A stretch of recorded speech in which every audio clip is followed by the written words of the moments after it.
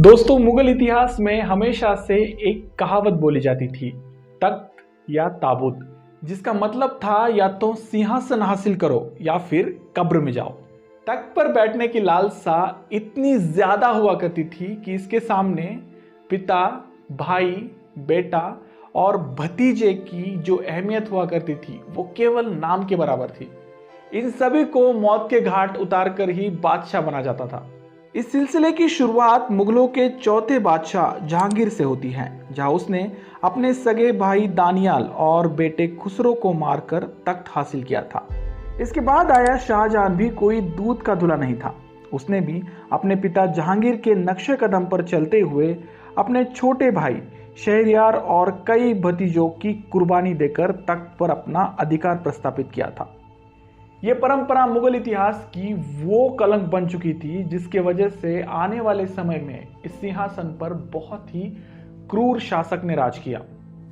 नाम मोइनुद्दीन मोहम्मद औरंगजेब। ये वो शख्स था जिसने न सिर्फ मुगल इतिहास की तारीख बदली, बल्कि शाहजहां के गद्दी के असली वारिस कहे जाने वाले अपने बड़े भाई दारा शिकोह को मौत के घाट उतार दिया। दारा शिकोह जैसे महान हस्ती को खोना मुगल सल्तनत की बहुत बड़ी हानि थी। इस कहानी की शुरुआत होती है 11 मार्च 1615 में, जब अजमेर राजस्थान में दारा शिकोह का जन्म हुआ। वे अपने पिता शहाबुद्दीन मोहम्मद खुर्रम यानी शाहजहां के सबसे बड़े और चहीते बेटे थे। उनकी जीवनी लिखने वाले कई लेखक उन्हें शांति प्रिय, सहज और पढ़ाकू किस्म का इंसान बताते हैं। बस यही इनकी खासियत थी। दारा शिकोह के कुल मिलाकर 6 भाई बहन थे। जहां आरा बेगम, शाह शुजा, रोशन आरा बेगम, औरंगजेब, मुराद बख्श और गौरा बेगम। लेकिन इन सभी में दारा शिकोह अपनी बड़ी बहन जहां आरा से ज्यादा क्लोज थे। एट अर्ली स्टेज यही इनकी टीचर रही। दारा शिकोह हमेशा से ही एक लिबरल माइंडसेट के इंसान थे, जहां उनके मन में हमेशा से हर धर्मों के प्रति एक आदर भाव रहता था। वे पर्शियन बोलना पसंद करते, लेकिन इसके अलावा he had a good command in Persian, Arabic and Sanskrit language. एक शहजादे से आखिर क्या उम्मीद लगाई जा सकती है? यही कि वो घुड़सवारी करे, युद्ध नीति सीखे, शिकार पर जाए। मगर शहजादा दारा शिकोह के अंदर इनमें से कोई भी गुण नहीं था। उन्हें देख के ऐसा लगता था कि शहजादे की भेष में कोई सूफी संत ने शाहजहां के घर में जन्म लिया है। उनका सारा दिन अलग अलग धर्मों के धर्मगुरुओं के साथ बीतता, जहां वे अपने वाद विवाद कौशल के साथ एक सकारात्मक धर्म चर्चा किया करते। कहा जाता है कि दारा शिकोह के सिखों के 7वें गुरु हर राय से एक फ्रेंडली रिलेशन थे। दारा शिकोह हमेशा से इस्लाम और हिंदुइज्म में एकता चाहते थे। उन्होंने लगभग 50 उपन्यास को अपनी ओरिजिनल लैंग्वेज संस्कृत से पर्शियन में ट्रांसलेट किया था, ताकि इस्लामिक स्कॉलर उसे पढ़ पाए। उनका सबसे उम्दा काम था मजमा उल बहरीन को लिखना। मजमा उल बहरीन, जिसका मतलब होता है 2 समंदर का मिलाव।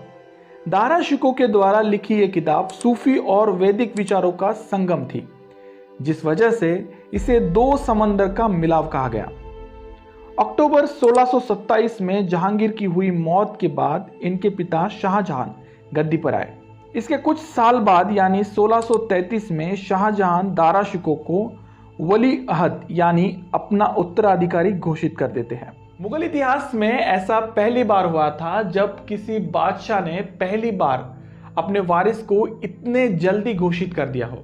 इस जल्दबाजी की वजह थी शाहजहां का अपने बेटे दारा शिकोह के प्रति लगाव।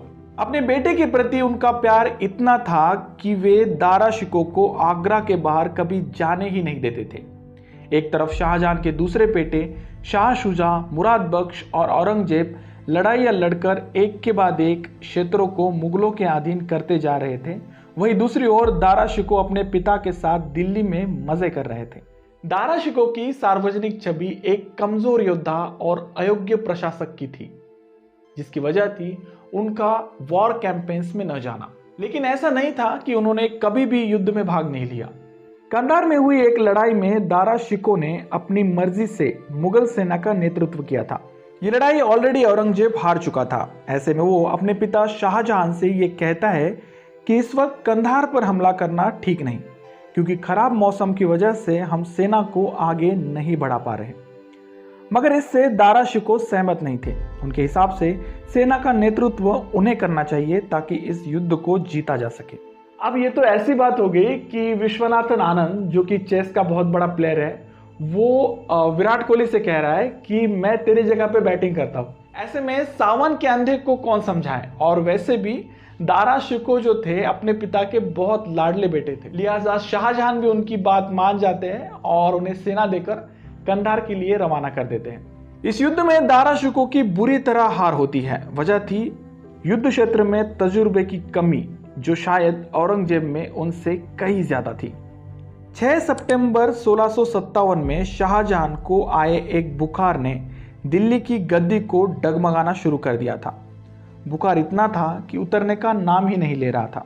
ऐसे में चारों शहजादों के बीच शुरू होता है एक इंटरनल स्ट्रगल, जिसका मकसद था दिल्ली की गद्दी को हथियाना। एक तरफ तो था शाह शुजा, जो कि गवर्नर था बंगाल रीजन का, वही दूसरी तरफ था मुराद बख्श, जो कि नेतृत्व कर रहा था गुजरात रीजन का। ऐसे में औरंगजेब जो था वो था दक्कन में। इस तख्त को हथियाने की कोशिश में पहला कदम उठाता है शाह शुजा।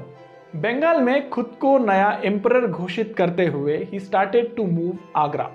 ऐसे में औरंगजेब और मुराद बख्श एक अलायंस बनाकर उसे रोकते हैं और रास्ते में ही उसका काम तमाम करके आगरा की तरफ बढ़ते हैं। औरंगजेब और मुराद बख्श के बीच हुई अलायंस इस कंडीशन पर थी कि जीत के बाद जो नॉर्थ वाला रीजन होगा वो औरंगजेब का होगा और जो बंगाल का जो रीजन होगा वो मुराद बख्श का होगा। यानी नॉर्थ वाला जो एम्परर होगा, बादशाह होगा, वो औरंगजेब होने वाला था और बंगाल वाला जो रीजन होगा उसका एक सेपरेट बादशाह होगा मुगलों का, वो होगा मुराद बख्श। लेकिन ऐसा कभी भी नहीं हुआ, क्योंकि जंग जीतने के बाद औरंगजेब मुराद बख्श को भी मार देता है। खैर, अब बचे थे बस दोनों भाई, दारा शिकोह और औरंगजेब। 30 मई 1658 का वो दिन जब आगरा से 13 किलोमीटर दूर एक लड़ाई लड़ी गई। इस ऐतिहासिक बैटल को बैटल ऑफ समूगढ़ कहा जाता है, जहां एक तरफ थे दारा शिकोह तो दूसरी तरफ था औरंगजेब। इस बैटल में एक वन साइड विक्ट्री के साथ Aurangzeb took over the Agra fort. इसी बीच शाहजहां की तबीयत भी सुधरने लगी थी, मगर इसका कोई फायदा नहीं होने वाला था। आगरा पर किए कब्जे ने औरंगजेब इतना ताकतवर हो चला था कि उसने अपने पिता शाहजहां के जीते जी खुद को मुगलों का नया बादशाह घोषित कर दिया और शाहजहां को नजर कैद में रखा। लड़ाई हारने के बाद दारा शिकोह ने आगरा छोड़ दिया था। ऐसी हालत में वो पहले दिल्ली गए, वहां से पंजाब और बाद में अफगानिस्तान। औरंगजेब की सेना उनका लगातार पीछा कर रही थी। ऐसे में खुद को एक अंडरग्राउंड कंडीशन में रखना दारा के लिए सही रास्ता था। अफगानिस्तान में वो अपने एक नोबल मलिक जीवन के पास रुके थे। उन्हें विश्वास था कि वे यहाँ पर पूरी तरह से महफूज है, मगर मलिक जीवन यहाँ एक कूटनीति खेलता है। एक तरफ तो वो दारा शिकोह को सुरक्षा का वादा करता है, वहीं दूसरी ओर औरंगजेब से हाथ मिलाकर दारा की मौजूदगी का एहसास दिलाता है। इस बेईमानी के चलते औरंगजेब द्वारा दारा शिकोह को कैप्चर कर आगरा लाया गया। यहाँ उनके साथ जो सुलूक हुआ उसे शब्दों में बयां करना वाकई में बहुत मुश्किल है। ये तारीख थी 10 जून 1659 की, जहां एक मैले हाथी पर बिठाकर दारा की दिल्ली की गलियों में परेड निकल रही थी। दारा का चेहरा खून से लथपथ था, मानो अभी अभी उन्हें बेरहमी से मारा हो। कपड़ों का हाल ऐसा था मानो कोई शहजादा नहीं बल्कि एक फकीर हाथी पर बैठा अपनी मौत की राह देख रहा हो। ये नज़ारा दिल्ली वासियों के लिए किसी मातम से कम नहीं था, क्योंकि उनके नज़र में दारा शिकोह की छवि एक शांति प्रिय और दानी शहजादे की थी। ऐसे में दारा की इस तरह की हालत देख एकाएक लोगों के आंखों में आंसू आने लगे। औरंगजेब द्वारा उठाया गया ये कदम बस इस वजह से था ताकि वो जनता के दिलों में से दारा का वजूद मिटाकर खुद की एक कहानी लिख पाए, और वही हुआ। इसके अगले ही दिन दारा शिकोह का सर कलम करके उन्हें मार दिया गया। उनकी मौत ने मुगलिया कलम की शाही का रंग लाल कर दिया था, क्योंकि आने वाली तारीख इसी रंग से लिखी जाने वाली थी। खैर, दारा शिकोह का कटा सर औरंगजेब ने अपने पिता शाहजहां को एक तोहफे के रूप में भिजवाया। जब शाहजहां ने उसे खोला तब उनकी चीख निकल गई, क्योंकि अंदर उनके सबसे अजीज बेटे दारा का सर रखा हुआ था।